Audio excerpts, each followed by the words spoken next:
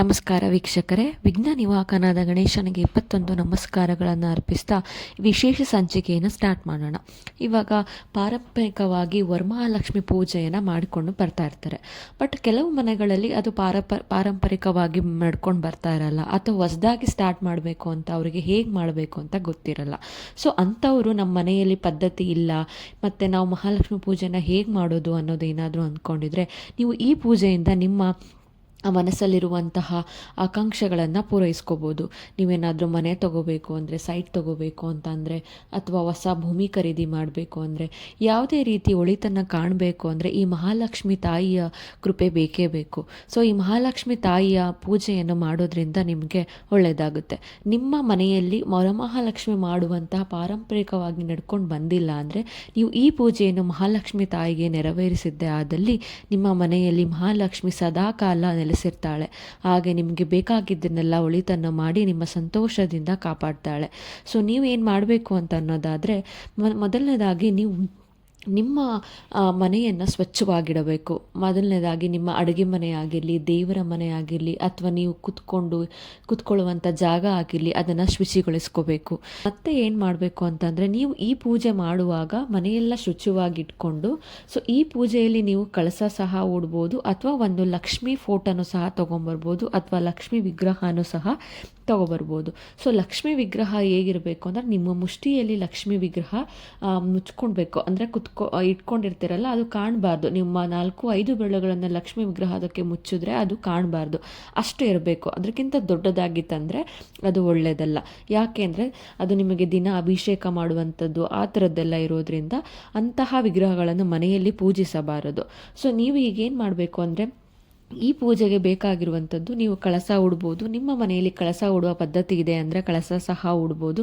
So ಶುಕ್ರವಾರ, ಸೋಮವಾರ, ಅಥವಾ ನಿಮ್ಮ ವಾರದ ದಿನಗಳಲ್ಲಿ ಕಳಸ ಉಡ್ತಾ ಇದ್ದೀರಾ ಅಂದರೆ ಅದೇ ಕಳಸನ ಸಹ ಯೂಸ್ ಮಾಡ್ಬೋದು. ಸೊ ಮತ್ತು ಲಕ್ಷ್ಮೀ ಫೋಟೋ, ನಾವು ಕಳಸ ಉಡಲ್ಲ ಅನ್ನೋದಾದರೆ ಲಕ್ಷ್ಮೀ ಫೋಟೋನ ಯೂಸ್ ಮಾಡ್ಬೋದು.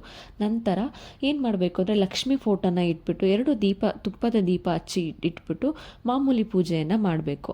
ಸೊ ಮಹಾಲಕ್ಷ್ಮಿ ಪೂಜೆ ಪ್ರಾರಂಭ ಯಾವಾಗ ಮಾಡಬೇಕು ಅಂತ ಅಂದರೆ, ಈಗ ನಾವು ಮಹಾಲಕ್ಷ್ಮಿ ವ್ರತನ ಅಂದರೆ ಪೂಜೆನ ಸ್ಟಾರ್ಟ್ ಮಾಡ್ತೀನಿ ಅಂತ ನೀವೇನಾದರೂ ಮನಸ್ಸಲ್ಲಿ ಸಂಕಲ್ಪ ಮಾಡಿಕೊಂಡಿದ್ರೆ, ಅದು ಯಾವ ದಿನದಿಂದ ಇರಬೇಕು ಅಂದರೆ ಅಮಾವಾಸ್ಯೆ ಅಥವಾ ಹುಣ್ಣಿಮೆ ಶುಕ್ರವಾರದಂದು ಆಗಿರಬೇಕು. ಅಥವಾ ಅಮಾವಾಸ್ಯೆ ಹುಣ್ಣಿಮೆ ಶುಕ್ರವಾರ ಬಂದಿಲ್ಲ ಅಂದರೆ, ಅಥವಾ ಬುಧವಾರ ಗುರುವಾರ ಬಂದಿದೆ ಅಂದರೆ ಅದು ವಿಶೇಷ ದಿನಗಳು ಸಹ ಆಗಿರುತ್ತೆ.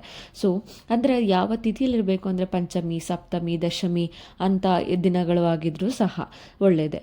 ವಿಶೇಷವಾಗಿ ಗೋಧೂಳಿ ಸಮಯ ತುಂಬ ಒಳ್ಳೆಯದು.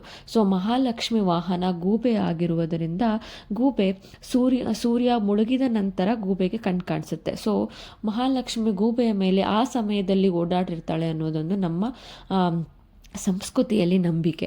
ಸೊ ಆ ಸಮಯದಲ್ಲಿ ಗೋಧೂಳ ಲಗ್ನದಲ್ಲಿ ನೀವೇನಾದರೂ ಮಹಾಲಕ್ಷ್ಮಿ ಪೂಜೆಯನ್ನು ಮಾಡ್ತಾ ಬಂದರೆ ಬೆಳಗ್ಗೆನೂ ಸಹ ಮಾಡಬೇಕು, ಹಾಗೇನೂ ಸಹ ಸಂಜೆನೂ ತಪ್ಪದೆ ಮಾಡಲೇಬೇಕು. ಬೆಳಗ್ಗೆ ಮಾಡಿ ಸಂಜೆ ಬಿಡೋದಲ್ಲ, ಸಂಜೆ ಕಂಪಲ್ಸರಿ ನೀವು ಮಾಡಲೇಬೇಕು.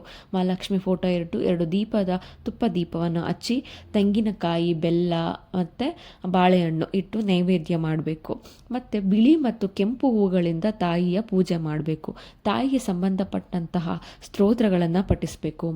ಮುಖ್ಯವಾಗಿ ಕನಕದಾರ ಸ್ತೋತ್ರಗಳನ್ನು ಪಠಿಸಬೇಕು, ಲಕ್ಷ್ಮೀ ಅಷ್ಟೋತ್ರಗಳನ್ನು ಪಠಿಸಬೇಕು, ಮತ್ತು ಶ್ರೀಹರಿ ಸ್ತೋತ್ರಗಳನ್ನು ಪಠಿಸಬೇಕು. ಆವಾಗಿಂದ ನಿಮ್ಮ ಲಕ್ಷ್ಮಿ ನಿಮಗೆ ಒಲಿಯುವುದನ್ನು ಸ್ಟಾರ್ಟ್ ಮಾಡ್ತಾಳೆ. ಇದನ್ನು 1 ಅಥವಾ 2 ದಿನ ಮಾಡಿ ಬಿಡುವುದಲ್ಲ, ಕಾನ್ಸ್ಟೆಂಟಾಗಿ ನೀವು 48 ದಿನಗಳ ಕಾಲ ಪೂಜೆ ಮಾಡಬೇಕು. ಅಥವಾ ನಮಗೆ 48 ದಿನಗಳ ಕಾಲ ಆಗಲ್ಲ ಅಂದರೆ ಪ್ರತಿ ಶುಕ್ರವಾರ 1 ವರ್ಷ 2 ವರ್ಷ ಮಾಡಬೇಕು. ಅಥವಾ ನೀವು ಲೈಫ್ ಲಾಂಗ್ ಸಹ ಮಾಡ್ಬೋದು. ಅಥವಾ ನೀವು ಪ್ರತಿ ಶುಕ್ರವಾರ ಅಲ್ಲ, ನಾನು ದಿನ ಮಾಡ್ತೀನಿ ಅನ್ನೋದಾದರೂ ಸಹ ದಿನ ಸಹ ಮಾಡ್ಬೋದು. ಇಲ್ಲ ನಾನು 48 ದಿನ ಮಾಡ್ತೀನಿ ಅನ್ನೋದಾದರೂ ಸಹ 48 ದಿನ ಮಾಡ್ಬೋದು. ಯಾವುದೇ ರೀತಿ ದಿನಗಳ ಪೂಜೆ ಮಾಡಿದ್ರೂ ಸಹ ಕಾನ್ಸ್ಟೆಂಟಾಗಿ ಒಂದು ಸಂಕಲ್ಪ ಮಾಡಿ ನೀವು ಮಾಡಿದ್ರೆ ಒಳ್ಳೆಯದು. ಸೊ ಇದನ್ನೆಲ್ಲ ಮಾಡಿಕೊಂಡು ನೀವು ಪೂಜೆಯನ್ನು ಸ್ಟಾರ್ಟ್ ಮಾಡಿದ್ದಾದರೆ ನಿಮ್ಮ ಮನೆಯಲ್ಲಿ ಮಹಾಲಕ್ಷ್ಮಿ ಸದಾ ನೆಲೆಸಿರ್ತಾಳೆ. ಮತ್ತು ಮುತ್ತೈದೆಯರನ್ನು ಮನೆಗೆ ಕರೆದು ಅರಿಶಿನ ಕುಂಕುಮ ಬಾಗಿಣವನ್ನು ಅವರಿಗೆ ಕೊಟ್ಟು ಅವರಿಂದ ಆಶೀರ್ವಾದ ಪಡೆದರೂ ಸಹ ಸದಾಕಾಲ ನಿಮ್ಮ ಮನೆಯಲ್ಲಿ ನೆಲೆಸಿರುತ್ತಾಳೆ.